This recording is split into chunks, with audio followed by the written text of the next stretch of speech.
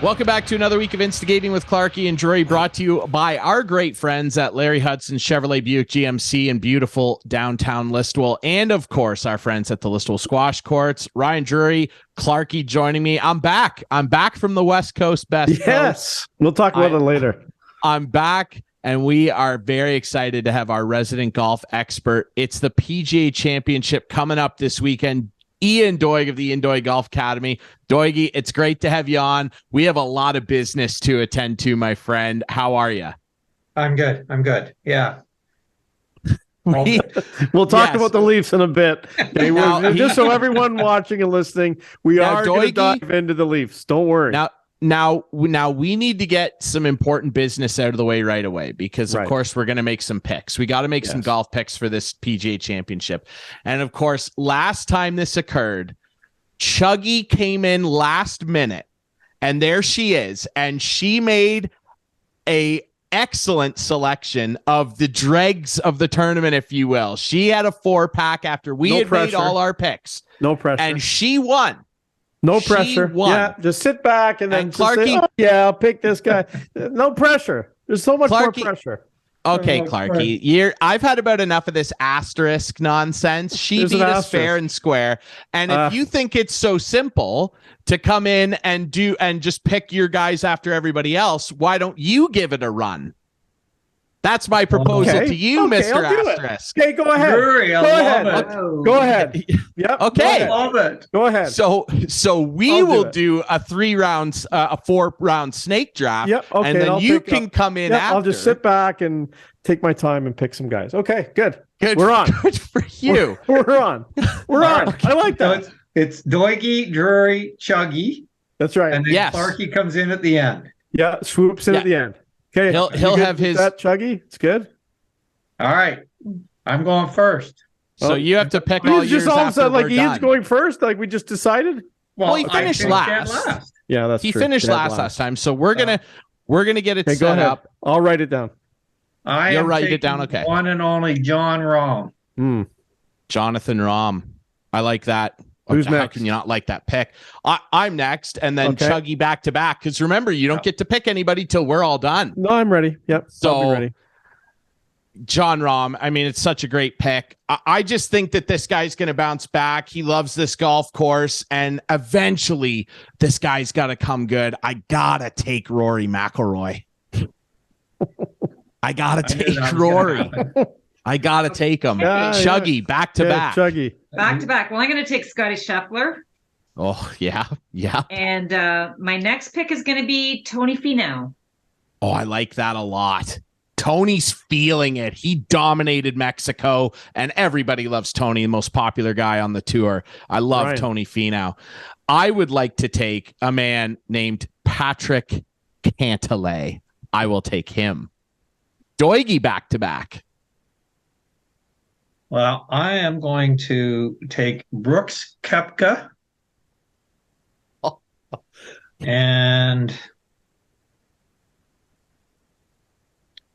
I actually think he's about to break through. Xander Schauffele.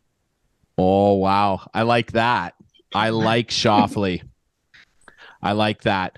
My third pick, I will take Victor Hovland. And now Chuggy back to back. These are your final two picks. Well, I will take JT. Justin like Thomas. that. Like that a lot. Okay.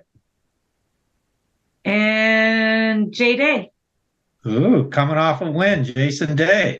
I like that. Jason Day, man. Another really popular guy. How do you not like that, dude? You know what? I'm going to make this pick my final pick because I recently bought a pair of these shoes. And they are so comfortable. And I now understand why this young Englishman is rocking around in these things. I am going to take Matt Fitzpatrick.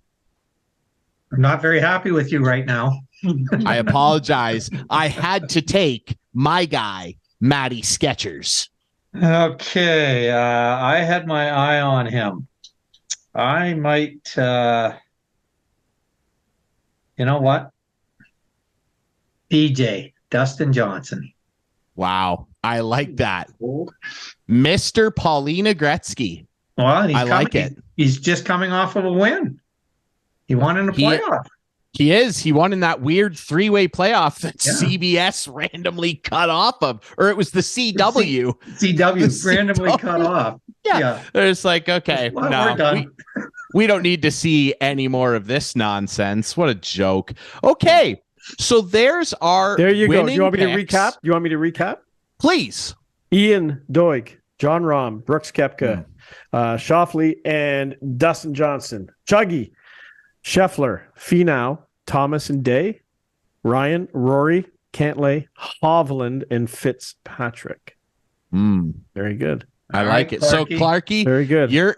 You've been very heroic with your asterisk comments the last month and a bit. We've heard enough.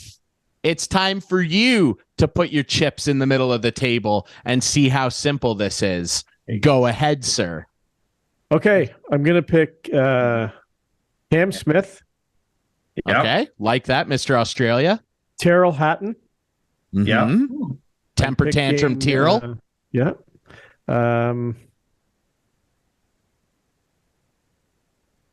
This is supposed to be easy, Clark. Jordan Spieth. Okay. Like that one. And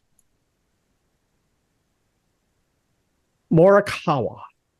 You took my boy. I said I left him there to see if you would sneak around. Oh, there you go. All right, there you go. Now I just sit back. I have no pressure. That's a pretty good team, Clarkey. But we'll see where you stand on Sunday night.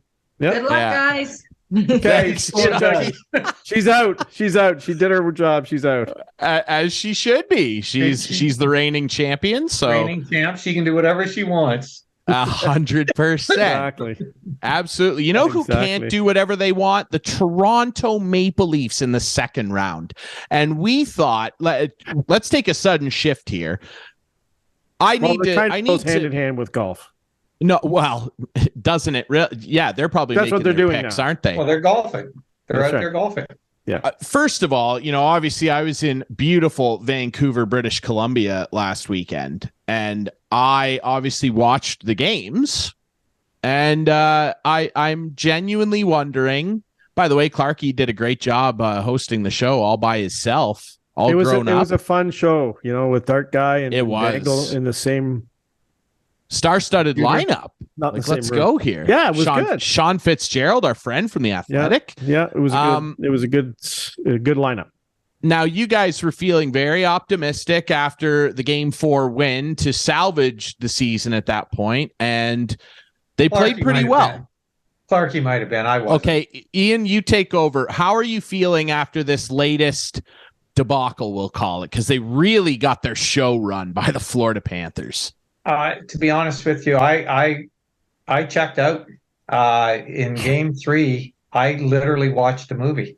I watched the first period and then checked out and watched a movie. I was traveling back from Florida, and I couldn't watch it anymore. I as a lifelong Leaf fan, I just couldn't subject myself to watching that poorly played hockey. And it was frustrating. And so, you know what? Did I come back and watch some of the most of Game 4? Sure. And I watched most of Game 5 too, but not all of it. I went and did other things and came back and would check on the scores. It's disappointing. And, I start to look back now and who do you blame? Do you blame Shanahan? Do you blame Dubas? Do you blame Keefe? Do you blame the players? I mean, who does it fall on? I mean, when Dubas went out and made all the moves near the deadline, we all thought that he had done the right stuff to get the team over the hump, but they couldn't do it. So why is that? Why can't they do it? Are they just trying to do it sheer talent alone, and that core four thinks that everybody else is just going to bow down to their overpowering talent? Well, that's not the way hockey's played in the playoffs, and we know that. And it's very disappointing. Very disappointing. Yeah. I agree, Clarkey. Your summation of how you were feeling after Game 5? Disappointing is a really good word to use. You just feel that it was there for the taking, and it was a road to the Cup final that maybe we haven't seen in a long time with the other big dogs getting knocked off. But yeah, it's like I've said all along. And there's one guy I'm gonna really pinpoint, and that's Mitch Marner. And they can talk about all the points he gets and everything else, but secondary assists, I don't count. Like, it could hit your skate and go to a guy. Like, he makes some good passes, but he doesn't work. And he's too freaking fancy. And I've called him Mr. Fancy Pants for 2 or 3 years now. And I really think watching him in the playoffs solidifies my feeling when it comes to him being too fancy.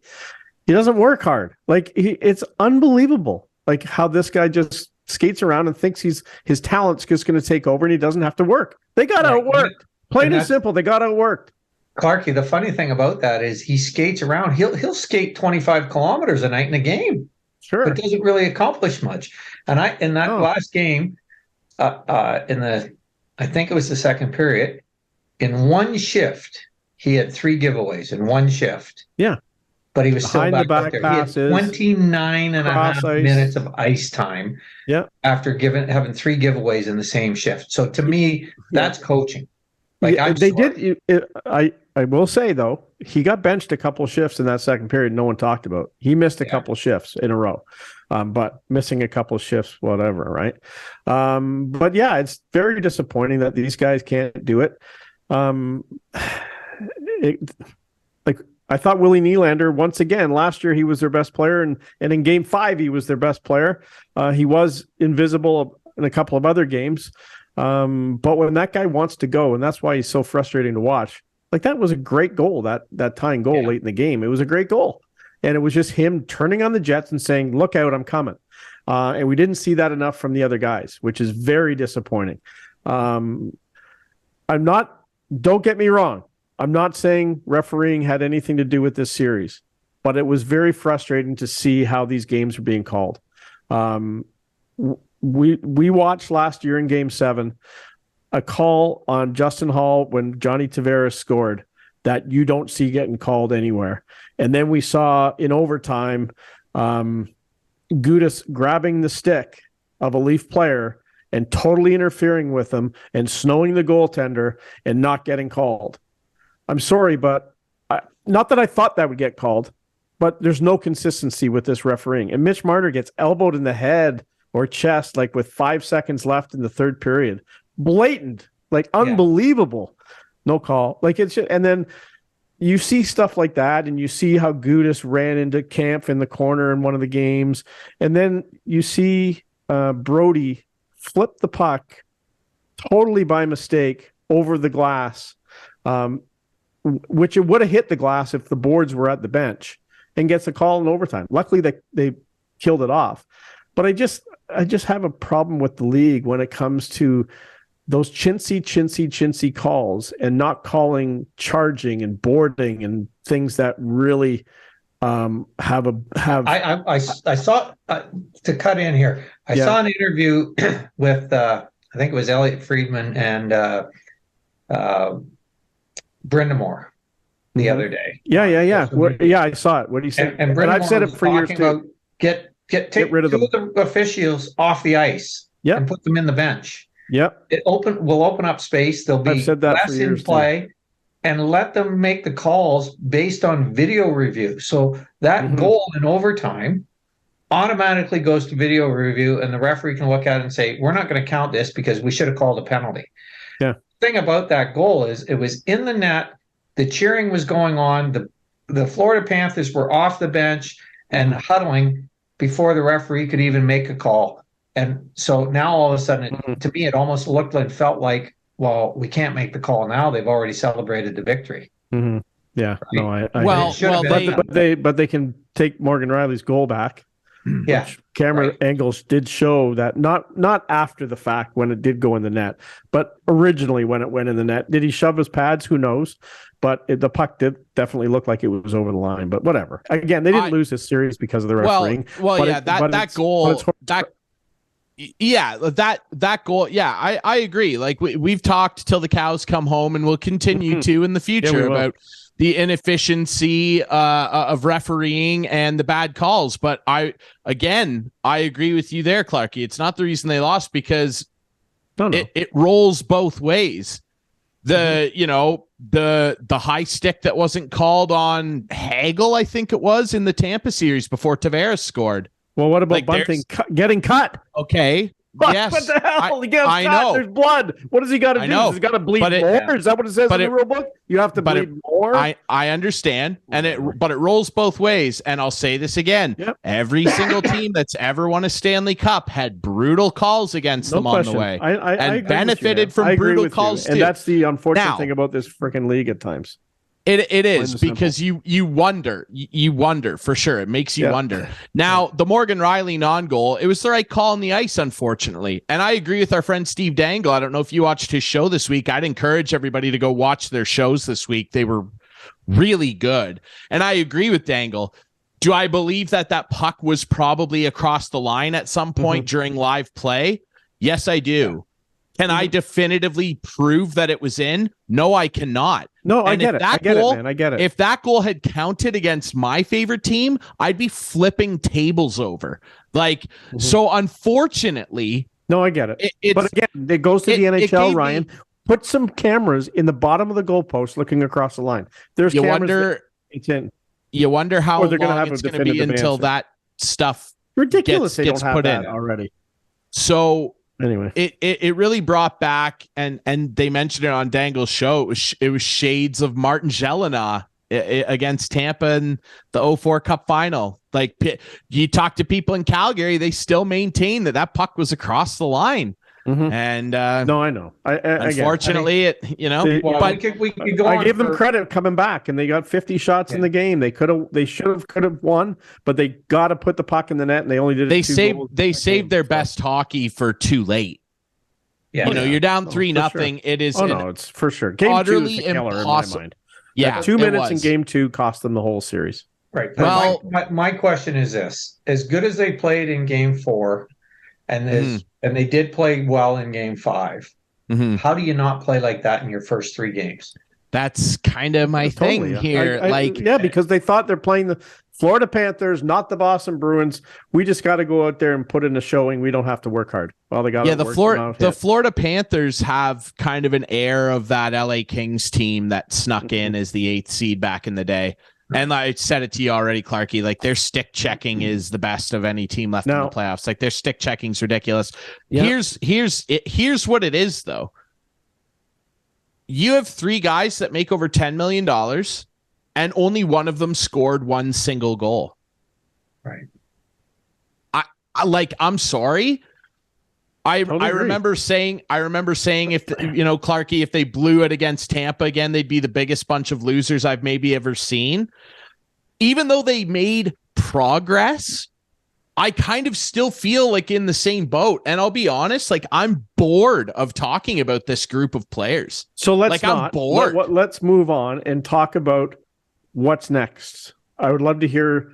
Now, we're sitting here on Wednesday night. Things have to happen soon here, because there's a lot of work to do, and a GM whose contract is expiring very shortly. But Doigie, what do you do? And I know you and Ryan were sort of chatting about it beforehand. I said, save it for the show. What would you do if you're the owner of the Maple Leafs? Well, the first thing I would try to do is get Matthews re-signed. I think Matthews is worth keeping. I want to get rid of Marner, but I've wanted to get rid of Marner for 4 or 5 years now, and nobody would listen to me. But don't say nobody. Keep Matthews, keep Nylander. I think Nylander's got the most talent of anybody on the team. I mean, it's ridiculous how good he is, and we just got to figure out a way to get him to play hard all the time. But then my next question would be the coaching. All right, figure out what we're going to do with the coaching, because I like Keefe as a coach, but he just can't seem to push the right buttons at the right time. And that's been proven. How many 6 years, or no, how many years has he been here? But that's what I would do. Get rid of Marner, find a new coach. Let's move on. Kind of shore things up with Dubas, Shanahan. Sorry? Dubas, Shanahan? I would keep Shanahan. I think he's done a good job. I think the culture of you listen to all the players that come, they say it's a great organization. And I think what Shanahan's brought to Toronto is what they had in Detroit with Ilitch and the things that Ilitch did, the classy things. And look, I played golf with David Keon a few years ago. And he, at the time, he had nothing to do with the Leafs, and I talked to him about it and a little bit, and he didn't think he would ever be back. And then Shanahan got him to come back, and things like that. I think Shanahan's done a great job, and I like what he's done. So I'd leave him alone. I think he's good for the organization personally. And but we got to do something. Hall's got to go. Yeah, well, that's fine. But Dubas, you didn't talk about Dubas. Again, who are you going to get that's going to be any better? It's kind of my thought, Doigy. Who's available? Like I don't know who's available that's any better out there, right? I don't either. Like that's kind of my position, and I kind of feel the same way. Like if they want to change the coaching staff, fine.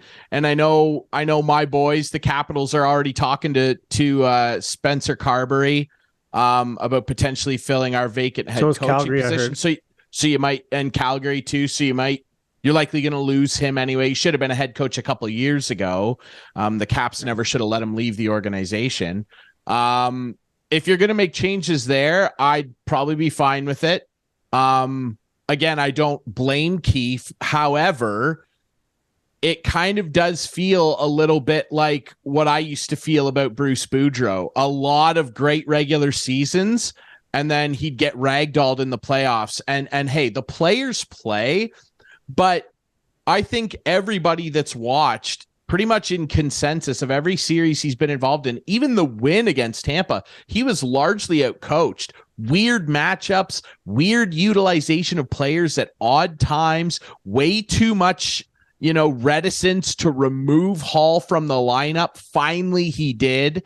I mean, he isn't able to adjust. He sticks with guys, even though they're getting ragdolled on the ice, and waits till it's almost too late to make a change. And that to me just, I don't know. So if a change is going to come there, I'd be fine with it. Honestly, for as much as Kyle Dubas may be maligned by some people, I think the last couple seasons, he's given this team, and especially after this trade deadline, there was nothing but positivity on Leafs Twitter, almost universally. And that's almost impossible on Leafs Twitter. There's always arguments. I think with Dubas, what he did this year was the moves that he made, he went away from the analytics, because he's always made his moves based on analytics, but he actually went away from that and brought in Hart. He brought in Hart, in Lafferty and Ryan O'Reilly and those guys. So I think maybe he's learning, he's evolving. Yes, he still looks at the analytics, because, when you question him about Marner and that, he looks at the analytics and says, well, the analytics say that he had a great playoff. But in reality, he didn't, because he didn't play with the heart that he needs to play with. So is Dubas learning? Yes, I think he is. And I think, honestly, I'd probably give him another year and see what happens. Put him on another 1-year contract and see what happens. And if it doesn't get done, then out. Clarkey doesn't like that, but I think I'd give him 1 more year. Well, I mean, they have so much money that they'd get him a multi-year deal, and if they felt like after a year it still wasn't working, they'd fire. Like, because they have the money, they don't need to worry about paying multiple guys, that they've fired. That they just finished paying Mike Babcock. The Leafs have so much, they don't care. I'm just saying, there's no way I'd bring him back. 1-year deal. No, absolutely that's not. What I would bring him back too.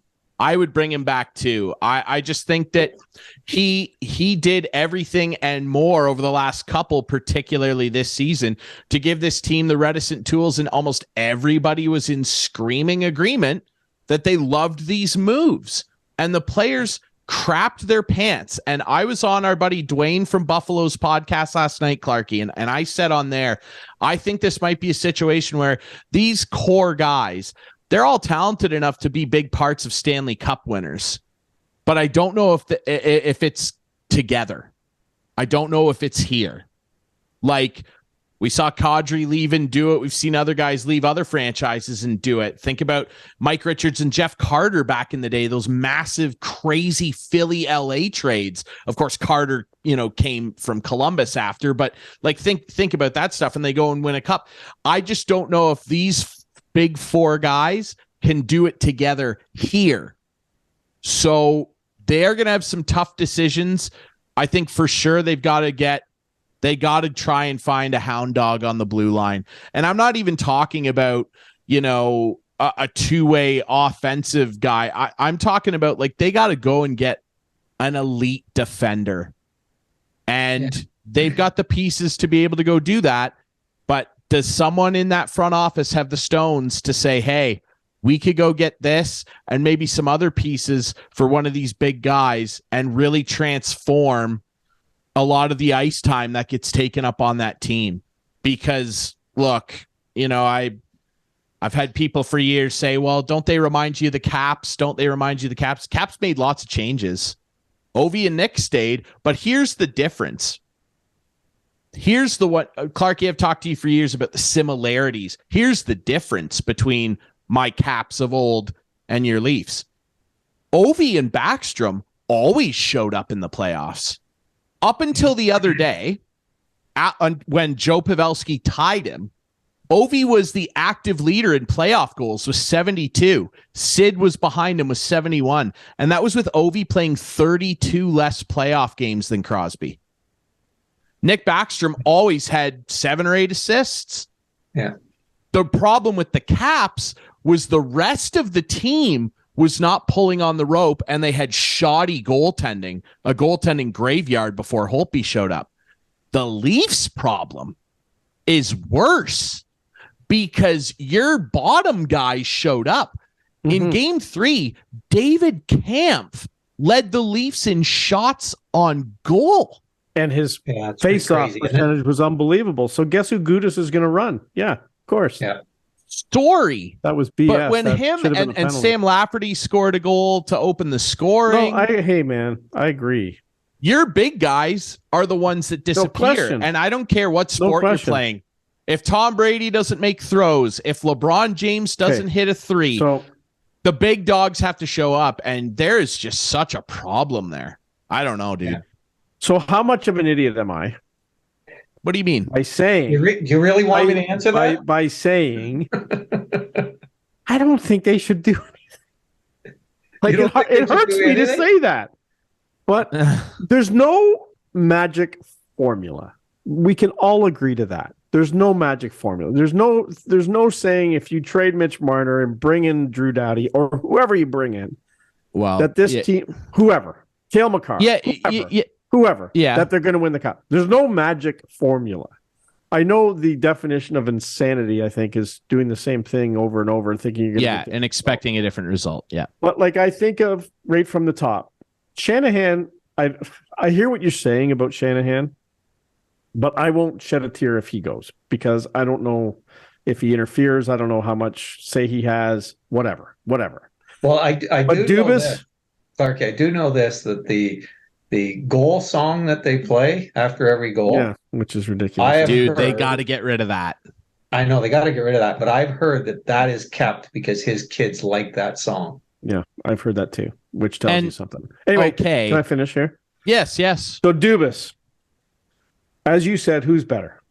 I don't think anybody. I think this guy would be, even though he says I'm not going to pop up somewhere else next week, well, maybe you would in a month because somebody would get hired. Guaranteed this guy would get hired. No question about it. Calgary's looking for a GM. Pittsburgh. There's teams out there. So that's that. Sheldon Keefe.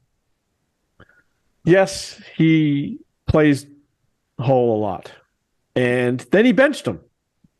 But then he brings him back and plays him the most minutes. I don't know how that can happen. But who's better? Who's better? Is Jared Gallant better? Is Mike Babcock better? I know there's a lot of young coaches out there right now, but I don't think you can bring in a non-NHL coach right now to this team. You can't do it. So who's better? Here's the guy who's better. Barry Trotz. Barry Trotz has agreed to be the GM in Nashville. Is he gonna bail on that? I don't think he can, but can he bail on that and get a head coaching job? Maybe it's in his contract. I don't know. But if Barry Trotz comes available, not going to do that. If Barry Trotz, I'm just saying, if he is available, I would do that. But I don't think. I think Sheldon. They missed the boat on that. Coach. They waited. I agree. Too long. I agree. You know what? I agree. But you have a team that's having a great season. You're not going to fire him during the season. I recall on being on the show one time where I brought up Trotz, saying that that's who I would have brought in, and Clarkey went crazy on me. I did not. Yeah, you did. Well, here's the thing. With but anyway, Gary, right? I love the guy, but like now that he's back in Nashville, a place where he just has so many ties, and of course his son, the situation with his son and everything, like loves it there. He's not going anywhere now. But I've seen and heard him on podcasts in the last 6 months saying his dream one day is to coach a Canadian team and an Original Six team. Well, there's only 2 of those. And he's not coaching in the French market. So anyway, I'm just saying, if all of a sudden, and if it ever came up, I would take him over Sheldon Keefe. And so would I. I'd take him back in Washington in a friggin' heartbeat. Absolutely. Hello, Uncle Ted. Absolutely. Uncle Ted, are you there? Bruce Boudreau. No, Bruce Boudreau. If you want to bring in Brucey as an assistant, bring him in.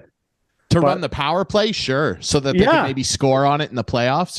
Yeah, exactly. Well, they weren't that terrible. Can't bring him in as the head coach in the first round, but no, not a chance, not a chance. Anyway, I don't know. I think we would be kicking ourselves if we broke this team up. But again, a lot of regular season success. I mean. Right. They punch a ticket every year. I know. So and year after year, we're disappointed in the playoffs. But I don't know. Like, Ryan, I just don't see how you can win a Mitch Marner trade. It's going to be tough. Ryan, how many years did your Capitals struggle before they won the Cup? What year did they win? 2019? 2018. So I would say they started becoming a consistent playoff team in 09 and then 10. So, I mean... A good 8-9 years of like, this will be their year, you know? Right. Yeah. Mm-hmm. A good while. When you think about it, that's right where we're at. We're at year 6-7. Yeah. But they changed their coach in that time. They changed some players in that time. And as he coach said, about 5 times. Right. How many coaches did we friggin' go through? And also, we changed. I know people are like, well, the Caps, Ovi. Dude, the supporting cast, like the whole thing when the Caps were revived from the dead around the grade 8 was the whole young guns. The Rock the Red thing came back. They changed the jersey back to the red and everything. All those guys except for Ovi and Backstrom were gone when they won. Yeah. Alex Semin gone. Keep in mind he scored 40 goals one year and look, he reminds me of Nylander. I've said that to you before. Mike Green. My heart hurt when we won the Cup. I loved Mike Green. God, I liked him too. I felt bad. Yeah. Mike Green, gone. Brooks Laich, gone. Yeah. And then all the myriad of veteran guys we tried to bring in. Jason Arnott and like Adam Oates as the coach, trying to be all innovative. Like they made a lot of changes. They did.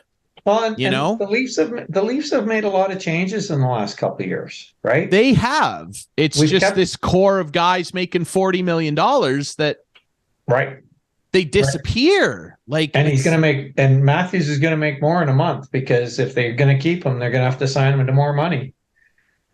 And he better not sign for a nickel more than what those other 2 big cats are making. I don't care that he scored 60. That's neat. 60 goals. It's an incredible feat that no one can ever take away. What does it mean if you never win a Stanley Cup? Who cares? He'll be the highest paid player in the league. That's a joke to me. Because listen, like I said this last night too on the show, I was on Clarkey. I'd love your thoughts on this. Look, we've talked about this before. I get it. Like state income tax and guys technically make more in other markets and whatever. But just objectively, when I look at the raw numbers and I see that, for instance, Mitch Marner makes more than Nikita Kucherov, I just am like, how?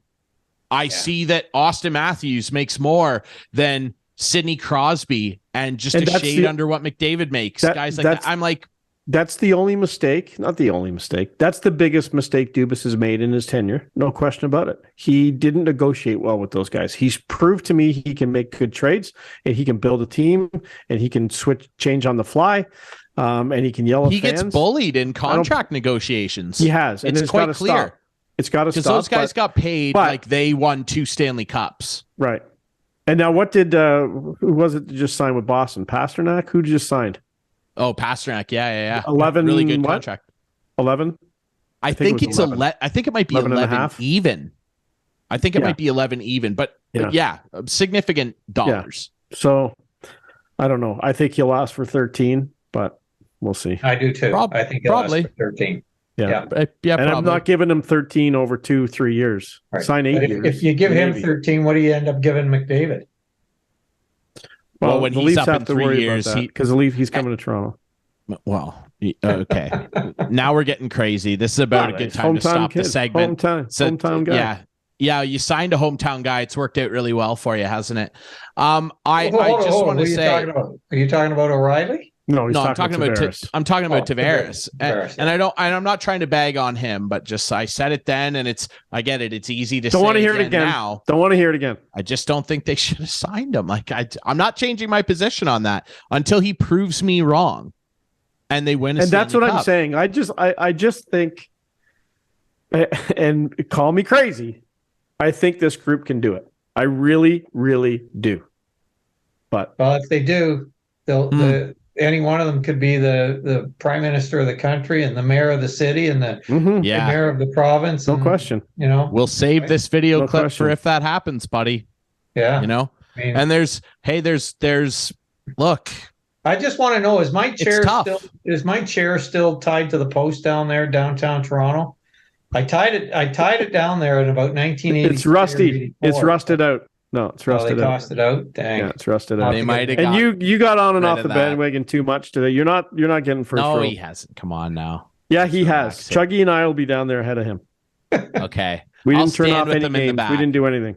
I'll stand with him in the back row then. Doigie, anyway, it's been another a pleasure. Disappointing Good year, luck. but... Yes, another disappointing year, and we'll talk a little bit more about it. And obviously, we got to preview the conference finals with our picks. Doigie, it's been a pleasure. Good luck with your golf picks. Good luck to Chuggy as well, the reigning champ.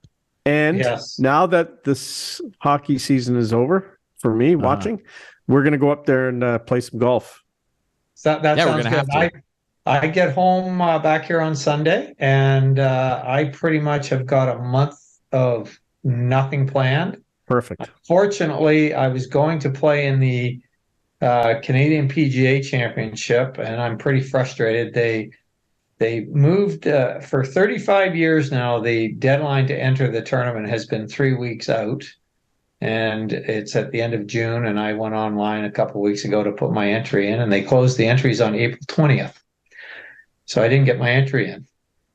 Well, that's lame. For the first time since 1985, other than the year I played in the U.S. Senior Open, I won't be playing in the Canadian PGA Championship. Well, that's disappointing. Sucks. Well, we'll come down there and we'll cheer you up with how poorly we play, and you can feel good about yourself. Oh, okay, all right. We're gonna try to do a show right on the range. Yeah, we have to. For sure. Have some fun with that, and then we'll do that. And at the end of June, I'm in Listowel. Perfect. Rock and roll. Right. Love it, man. All right. Thanks Doigie. Guys. Good to see everybody. Thanks, Doigie. All right. We'll be back with more instigating. Stay tuned.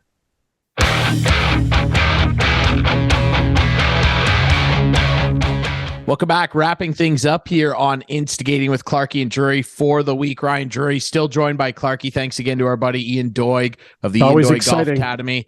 Dude, he's the best. And when we want to talk golf, which we often do, And who would have had that a couple of years ago? Me wanting to talk golf so much, right? Who would have known? I'm right involved. I love it. Baseball, golf. I'm a growing individual, Clarkey. Hey, I wanted to ask you. Let me start this conversation, please. Oakland A's to Vegas. Oh yeah, I mean, I don't think it's going to happen. Like John Fisher is a habitual. He's a habitual liar. They had this site approved with this binding agreement that didn't work out. Now they've got this other site. with a binding agreement, but the last numbers I saw were them and the Nevada legislature were like $250 million apart on potential taxpayer payment toward building this goofy stadium in Las Vegas. And the A's and the city of Oakland at the Howard Terminal site, where they already have a design, they already have renderings done, they were only $88 million apart and that was to go toward the exterior infrastructure around the park. Like the park was settled on the price of it all. So I think what's going to end up happening with the pressure that's mounting here, because I don't think that Las Vegas has, like, look, Clarkey, sports fans, like, we're not stupid. We're not oblivious to the facts anymore. Social media has given everybody access to so much. The people in Nevada are not dumb. They know exactly who John Fisher is, what he's about, and what he's not about. And I'll tell you the difference between the two. What he is about is being a silver spoon-fed little twit who is riding mommy and daddy's Gap money and just wants everybody to do everything for himself. He's not a businessman. He's never conducted any business. He's a silver spoon boy riding the wave of mommy and daddy's money. And you know what he isn't about? Fielding a competitive sports franchise. Why would the good people of Nevada, build this guy a brand new stadium when he's worth almost $3 billion? And why would anybody assume that after he gets that he would spend money on the team? He'll still be cheap. He'll still have the lowest payroll in baseball, and star players like Matt Chapman, Matt Olson, Liam Hendriks, Sean Murphy, go down the list. They'll all walk. So, like, why would anybody do that? That's my opinion on it. And we got another goofy sports franchise that we got to talk yes, about. Let's get right into that. Yeah. Do you want to shift gears before we do that, though? Speaking of shifting gears, what's going on right now with our friends over at Larry Hudson's? Tell me about it. Well, it's still, the trucks are hot. There's lots on the lot. Love it. And right now, if you want to look at a 2.7 liter turbo truck, the interest rates are down now.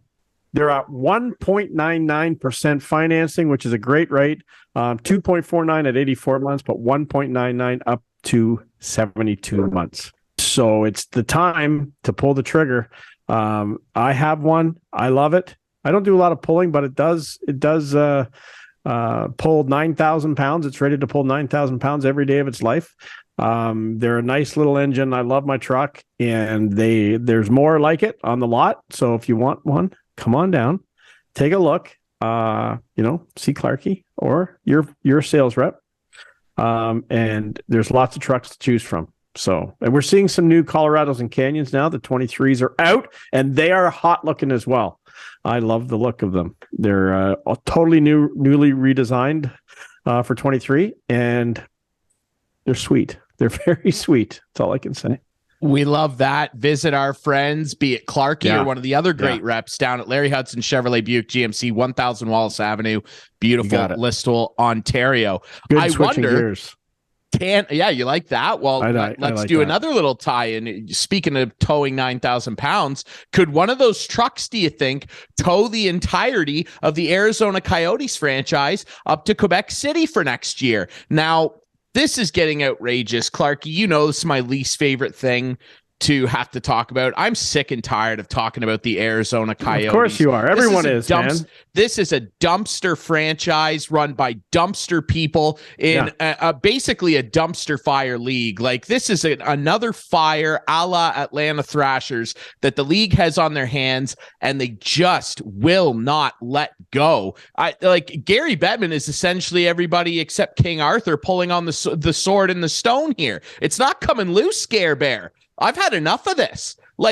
And for somebody like yourself, Clarkey, who used to work for MLSE, I bet you companies like MLSE are sick of this. They have to help subsidize this dumpster franchise. The Toronto Maple Leafs, the Boston Bruins, the New York Rangers, the Canucks, all the Canadian markets that actually make money, they have to subsidize this nonsense. Who would like this? Who would like this? Well, and you know what? Name another franchise. No, exactly. You know, and right? You know what else is something that I kind of let skip my mind almost, and my girlfriend's dad actually brought this up. The players have got to be furious with this too.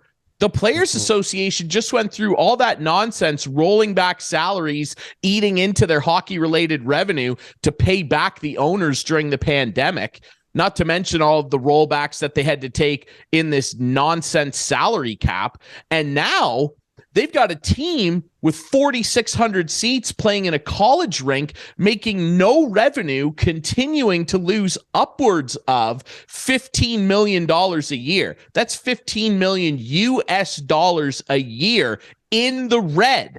And they're taking a chunk out of this too, the players. It's embarrassing, man. Everyone is, man. Everyone is. If you're not familiar, the other night, Tempe voted. The city of Tempe had a vote with a public vote, and of course, like most votes nowadays, the turnout was pretty low. I think it capped out at about 52%, but it was pretty unanimous on all three parts of the proposition that were part of this potential arena deal in Tempe. They all got unanimously voted down, and you know, we're seeing different aspects of the deal, and no, it technically wasn't publicly funded, but they wanted upwards of $200 million in tax, in property tax rebates. This is the most crazy thing. This is from a story in The Athletic. NHL sources indicated there's been a significant disparity in spending by political action committees tied to both sides. The belief is that the Coyotes spent less than $250,000 to activate and advertise the vote, opting for a bootstrap campaign, while the opposition spent upwards of $2 million, backed by high-power labor unions who have yet to receive a guarantee that they will be the ones who would build this arena. So no wonder this got voted down. And again, sports fans are not stupid, Clarkey.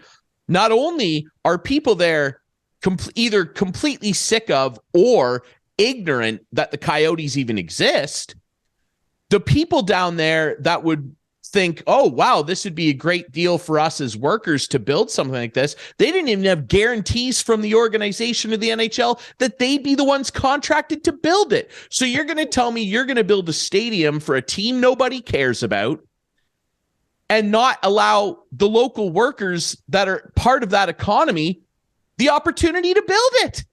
It makes just get out now, dude. Right? Just get out now. Like what? Well, like don't wait. Like well, you know, they're not like getting out. I know. They're playing at Mullet next year. They're going to play at Mullet again. But I don't want to understand because this rink wouldn't have been built anyway, Ryan. I'm sorry, I'm not totally up on this.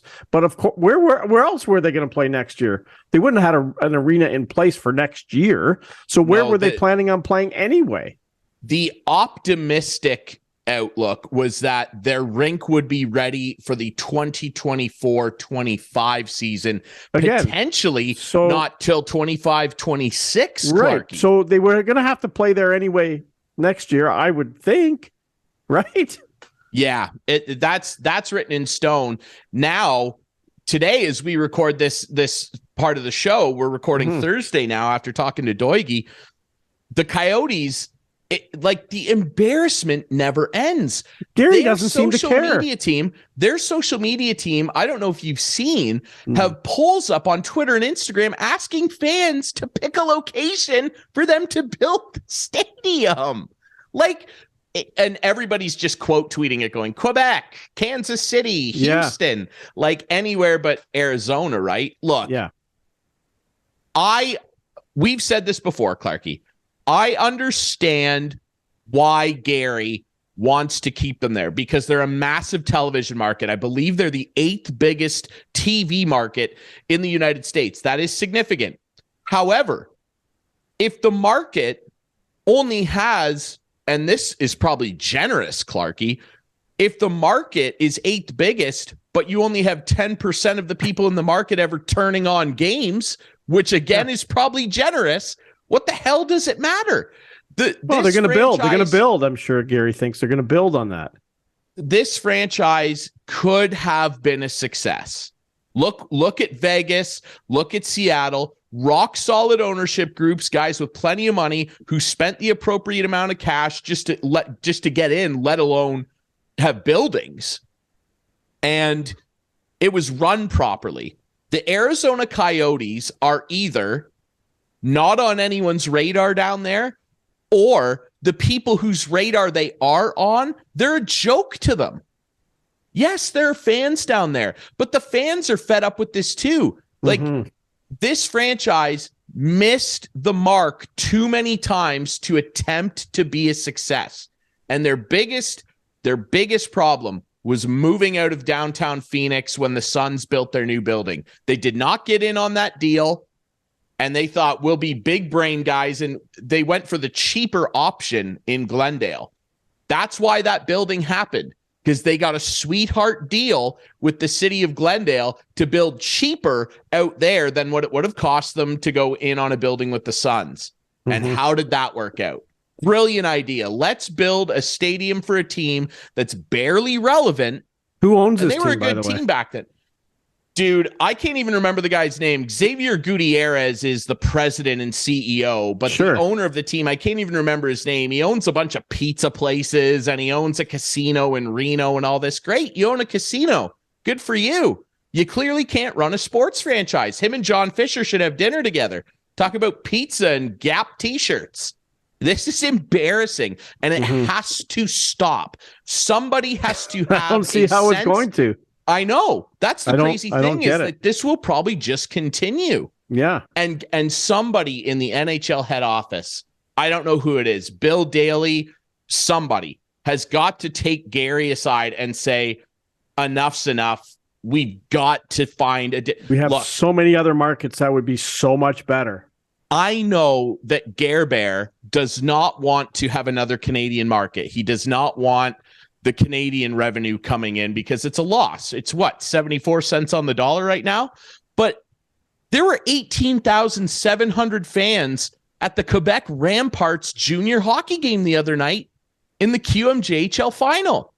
Centre Videotron is built and packed all the time with Quebec Ramparts fans watching Patrick Waugh coach the team. I would rather have steady in the black revenue at 74 cents on the American dollar than negative $15 million every year in a market that is just spent. It is spent. And I'm done with it. I just can't believe. How is anybody surprised? Like, is anybody out there surprised? Exactly. I heard there was a big, in that referendum, there was a big advertising campaign, but the no vote advertised more than the yes vote. So that's what I said. Yeah. That's the thing too. Yeah. Does this ownership group even care about getting a building? Because they spent $250,000 and were outspent by $1.75 million by the opposition. If you want the arena built that bad, how are you cheap? That's the problem with this team, really, in a nutshell. Every ownership group has been a joke, including when the league ran it, and they cheaped out on everything. We're talking about a franchise that during the bubble, the COVID bubble, had a bunch of checks bounce to staff, players, when their bonuses came up, their bonus checks. Oliver Ekman-Larsson was fuming, and he was gone like 2 months later. Bouncing checks, cheaping out on everything. We don't want to build a new arena downtown. Well, look at the dressing room, the visitors' dressing room at Mullet. Yeah, exactly. It's a joke. Now that's more a thing of circumstance that they've dragged themselves into. But every step of the way of this organization, it's terrible. Oh, it's a joke. But every step of the way, every ownership group of this franchise has taken the cheap way out. Yeah. If it's the 8th biggest TV market, why are you not trying to make an impact down there and spend the appropriate money to make people hockey fans? Hey, you mentioned the name there. Maybe Patrick Waugh come in and coach the Leafs. Yeah, do you think he'd be a good? I don't know. He didn't work out so good in Colorado there. I know. And maybe he's learned, but who knows? I think he is kind of the Dale Hunter of the Q. Yeah. He likes to have his fingers on every little button of control of the franchise. I understand what you mean. You never know. Quickly, let's do our conference final picks. I know Adam will have graphics for the results. We both went 1 for 3 with our second round picks. We both had Dallas. That's the only one we had right. Thanks a lot, Leafs. Thanks a lot. Yeah, I'll let you reveal your conference final picks first. Why don't you start in the West? What do you got? So I'm going against what I've been saying all along.